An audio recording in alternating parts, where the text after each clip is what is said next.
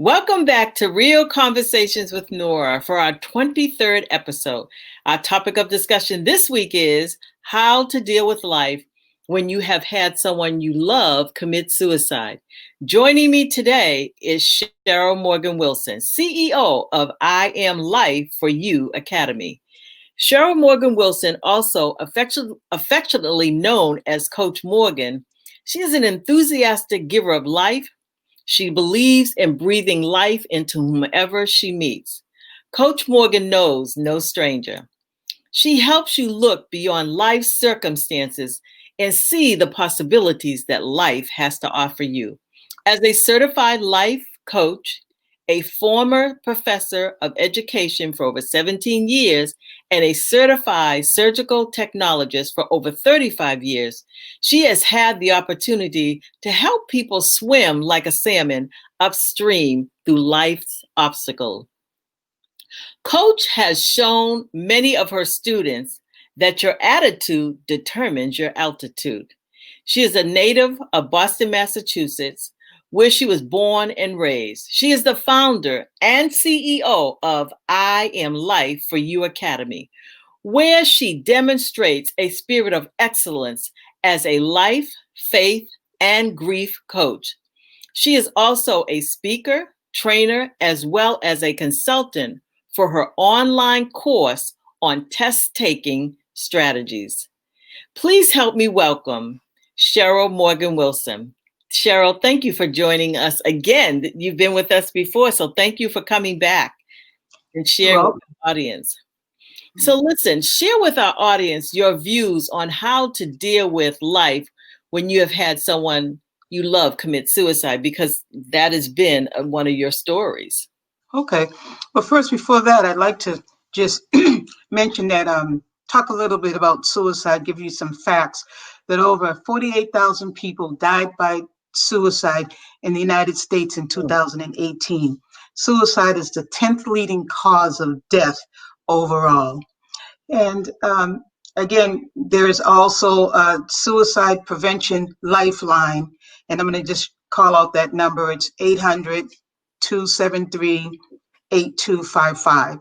So that, again, there are rescues out there that will help people. Mm-hmm. But when I think of suicide, I just think of death, not necessarily suicide. I think of death because death comes in many ways, and death comes through accidents. Death can come by sickness. Death can come by murder. Death can come natural. You know, you never woke up. Death came. And then death comes by choice. And I say choice, that choice is where suicide comes in. Mm-hmm. And so, you know, suicide is complicated, really is complicated, and it's tragic, but it is often preventable by knowing the signs and how to get help. Mm-hmm. To save lives, and how to get help to save lives.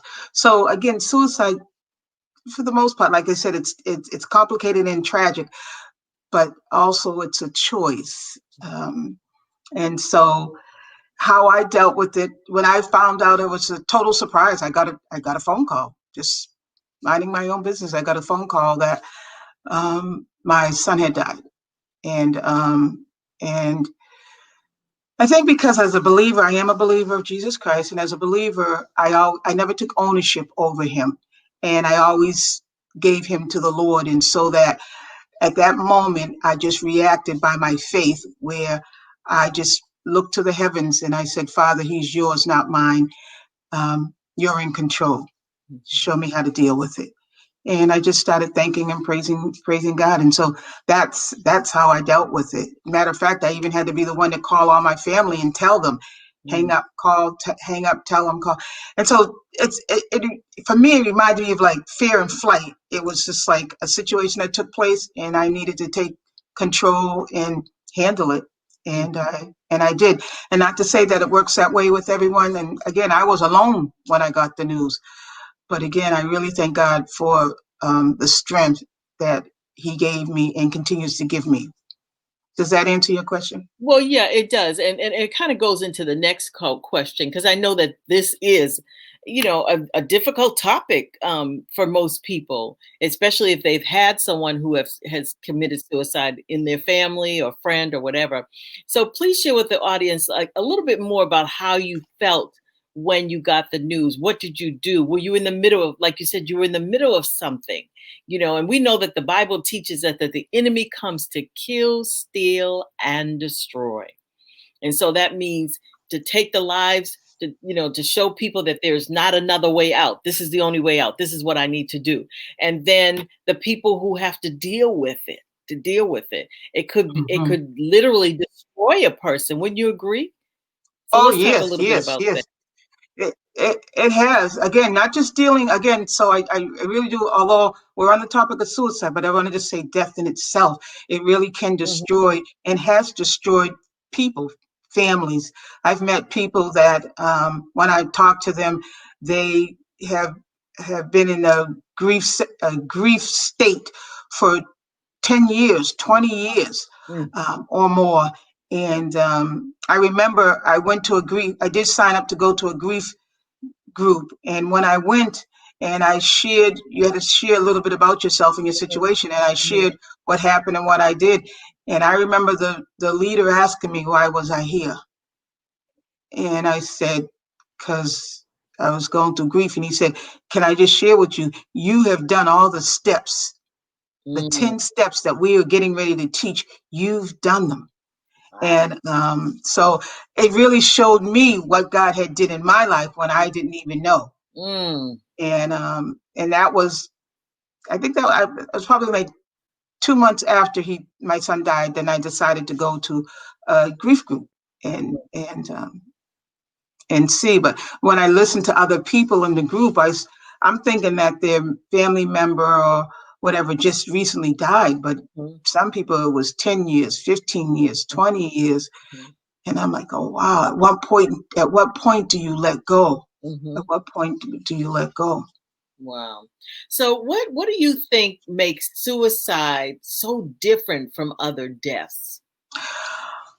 For me, I believe that because it was a choice. So, for example, if it's a young person who decides to kill themselves, and and also the suicide is also the how it happened, how Mhm, they did it, whether they mhm, shot themselves, whether they hung themselves, whether they took drugs or mhm, whatever.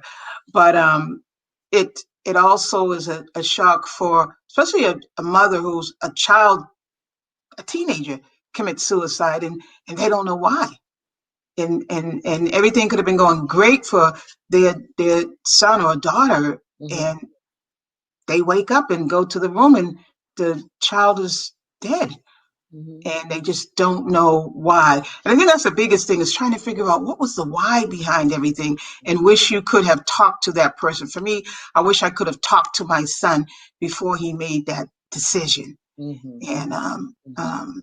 yeah, And so haven't you heard? I've heard this before, and I can't say that I probably haven't felt this way. That on the other person's side is that they just thought about themselves. They didn't think about how we mm, affect other people. And yeah, I began to say I thought it was kind of selfish because yeah, they only were thinking about themselves and not the impact of all the people it was going to affect. But I guess the flip side of that, and you can enlighten me on this, is that there's an illness there. And so right. therefore, the illness, if there's an illness there, then it's not necessarily selfish. It's where they are mentally at that time. Right. And then sometimes too, we think about, we listen to all this, we about the medications, and a lot of these medications that people are on, that not for mentalness, it could be blood pressure, it could be for anything, any part of their body, and the side effects can be, Mm, you know, a suicide thoughts or whatever and stuff. And so a lot of times you really don't know the factor that caused the event. right. Sometimes people feel hopeless. I'm quite sure in this pandemic, people are feeling hopeless, Yeah. or like all is lost, or is this ever going to get better, or whatever. And what helped me was I went to the Bible, Ecclesiastes 3, where everything There's nothing new under the sun. Everything that is was, and everything that was is. And so there's a time to laugh, and a time to cry, and a time to mourn, and a time to die. And so I just had to look at it that way. Look at it that way. Yeah. And do you feel it's important to have a support system? And you talked a little bit that from others who have had to deal with a similar situation. Oh, yes, by all means, it's very important to have a support system, but it's also important not to exclude yourself. One of the things that I had to do was when my son died, I had to say to myself out loud, Cheryl, you must choose to live. And I chose to live. Through all the pain, I chose to live. So I didn't allow myself, this was just me, I didn't allow myself to get depressed. I didn't allow myself to be alone. I didn't allow myself to feel guilty. I had no regrets. I had no regrets. I loved my son. I raised him the best. He was older, for those who are watching. He was in his 30s, so it wasn't like he was a teenager or whatever. But I watched my son. I watched. I raised him the best way I knew how.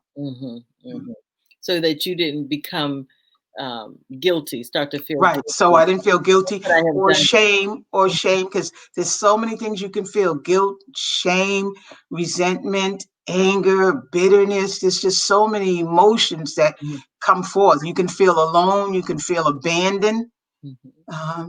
And again, when you start surrounding yourself with other people, or if you have a family, I live alone, so I didn't really have anyone that I could ignore or react or my anger come out on them.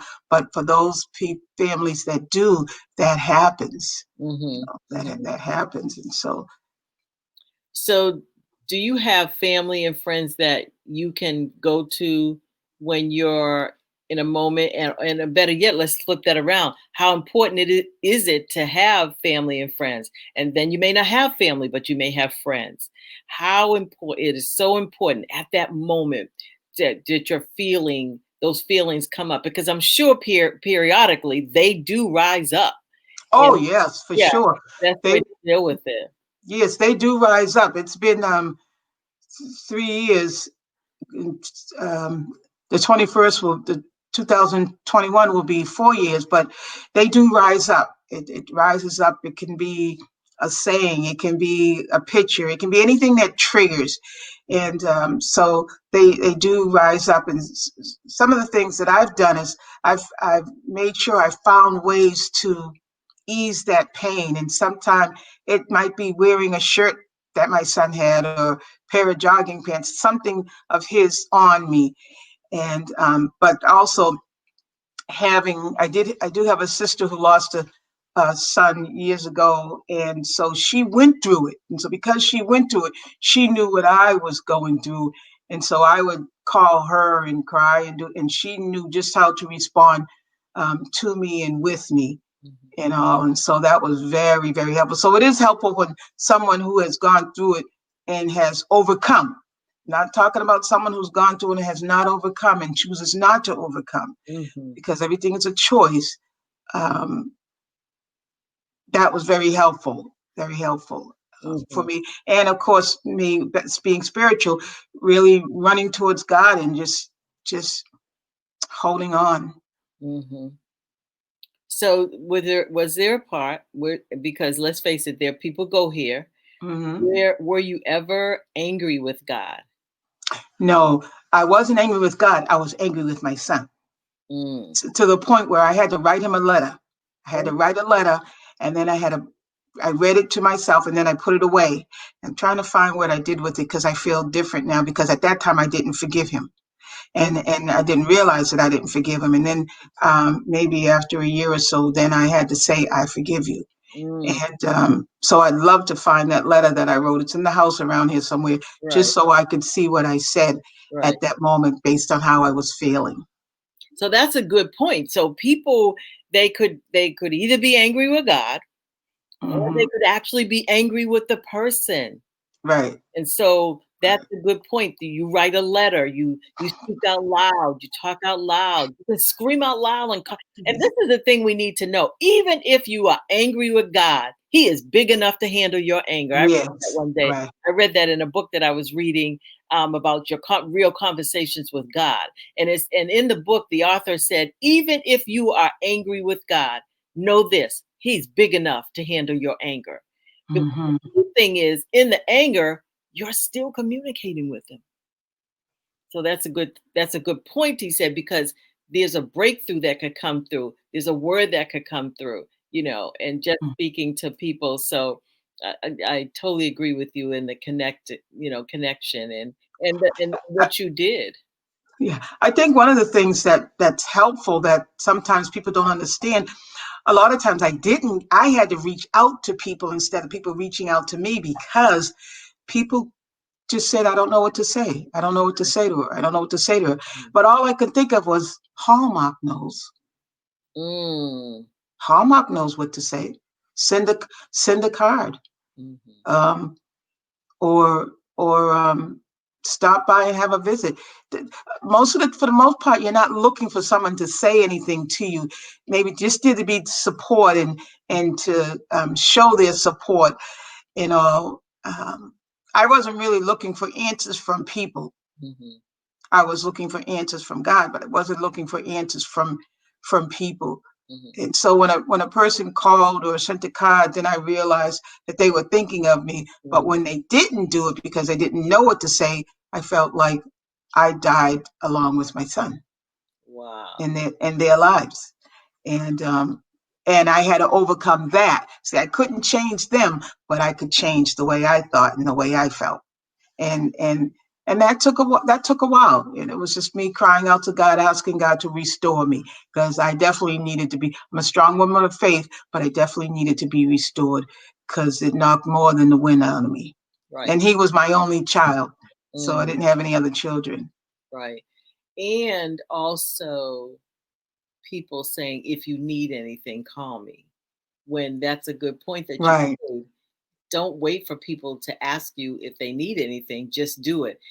Drop something in mail. It could be right. $20. It could be a card, to a restaurant so they can do a takeout or whatever. And so, just tips on that. Okay, so here's another one. Here's a Hmm. list of things that may come up when one is faced with a suicide of a loved one: shock, denial, guilt, anger, bargaining with others, depression, and finally acceptance that might Hmm. be impactful. Let's talk a little bit about those things. Well, all those words are emotions. They Hmm. are all emotions, and emotions is part of the human life. So they're all emotions. Hmm. And for me, I say emotions. You can't really trust them. Yeah. You can trust you because again, if we could trust emotions, think about it when you're at home and you're in the bed and you say, "Oh, I don't feel like going to work." And if you went by trusted your emotions, you wouldn't go to work, but you also wouldn't have a job either. Right. And so, so it's really important. I want before one of the emotions that isn't in here, laughter. I laughed a lot. I Mm. laughed a lot because I really believe, Nora, that laughter is healing. And Yes. so I laughed a lot. It's I good would for the soul. find funny things about my son that he did, or I'd find a movie that was funny so I could Hmm. laugh till I cried or Hmm. whatever. But I would laugh. But I also wasn't afraid to cry. I would cry out and all. So I wasn't suppressing things.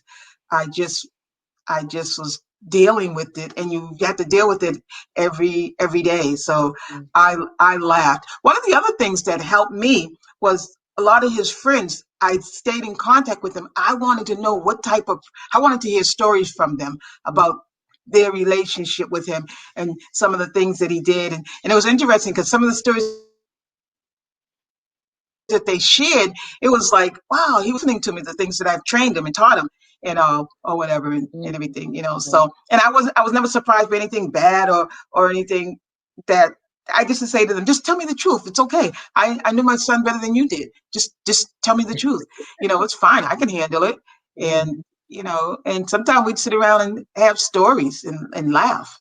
And I think the good part about that is remembering the good times instead of the old times. And Yes. for most of the audience who don't know, we are sisters. We are biological sisters. And so I can remember, we didn't mention that in the beginning, but I can remember that when our nephew died, the Lord spoke to me clearly. He said, he has given his life like I gave my life. And, and so I began to think about the things, that made me laugh. And with the Bako, I just thought about the things he did that made me laugh, it's for my own healing. But I can remember myself, I was the one that was doing all of the talking and, doing a lot of things to help you so that you didn't have to do those things. I never got a chance to grieve until a week later. Right. I just laid in bed and I just cried out to the Lord. And the Lord began to speak to me about the things. Remember those things, because the Bible teaches us that to think on the things that are righteous and awesome. And, God tells us, He wants us to think on things that are righteous and awesome and loving and caring. So when we think on those things, they make us feel better. They really make us feel And for better. those Right. And for those people who are still going through it, please, I'm not saying, oh, be strong. You don't have to go through it. Oh, yeah. You do. Each person deals with grief Different. totally. We're authentic. If people would allow us to be our authentic self, but also know that you don't have to stay there. And like I said, I chose to live and not die. So every day I choose to live. That's why you'll see me dressed up, smile, change my hairstyles, change different things. I choose to live. I Right. choose to live. And so a lot of times I'll call his friends and I'll talk with them. If anyone can call me if they're going through something and they need to talk, they could talk to me or whatever. No, and that's why life coaching is so important to me, because I do want to make a difference in the lives of others, not just based on experiences that I've had myself, but just life itself. It's so important, Right. and so yeah. And it's a passion. I love what I do. I Right. love what I do. And that's a key point, to love what you do. So Mhm. Cheryl, I want to thank you for being our guest today on Real Conversations with Nora. Are there any last minute comments that you would like to share with the audience before going? Yes, I'd like to share number 6, um, chapter 6, verse 24 through 26. And I want to send it out to all of those people out there who are still going through, who are having a hard time letting go. And I want to send this blessing to them. May the Lord bless you and keep you. May the Lord make his face shine upon you and be gracious to you. May the Lord lift up his countenance upon you and give you peace. And give you peace, because this too shall pass. All you have to do is choose to live and celebrate the life that has been lost. Celebrate it. That's one of the things that I do, is I celebrate. So I have 2 birthdays. I celebrate my birthday and I celebrate my son's birthday. So I get 2 gifts. But celebrate the lives that have been lost. Can you give them that Yes. scripture again? That scripture was Numbers chapter 6, verses 24 through 26. Okay, good. Well, once again, I want to And thank. then again, remember the suicide hotline, Mhm, lifeline is 800-273-8255. There is so much help out there, mhm, so much help out there to help people that are going through. There mhm. really is. Do you have your website up and running yet? No, my website's still under construction, but it should be up this month, and I'm really excited about it. It'll Can you be share I that? Am Life for You. I Am Life for I Am Life CoachMorgan.com. I mean, Yeah, like, I Am Life CoachMorgan.com. so I am life coachmorgan.com. Correct. Okay, Correct. great. Well, once again, I want to thank you, Cheryl, for your insight on today's topic, because I know this topic was not an easy topic, but what an amazing time that you have spent with us and shared with us your thoughts. I just thought it was really great, and it was just, I felt such a peace with you sharing this conversation with Yeah. us. So thank you again. And for our Real Conversations with Nora audience, please follow us on social media, on Instagram at BWOTMFG, and on Facebook at Businesswomen on the Move for God. Visit my website at bwotmfg.com and sign up for our weekly inspirational quotes. Make sure you stop by our retail store where you will find lots of great items, especially over the holidays, for you, your family, and friends. Also, ask your friends to watch the show each week and share it with others. I look forward to seeing you next Thursday at 1 p.m. Eastern Standard Time on Real Conversations with Nora. Have a great and blessed and awesome week. God bless you.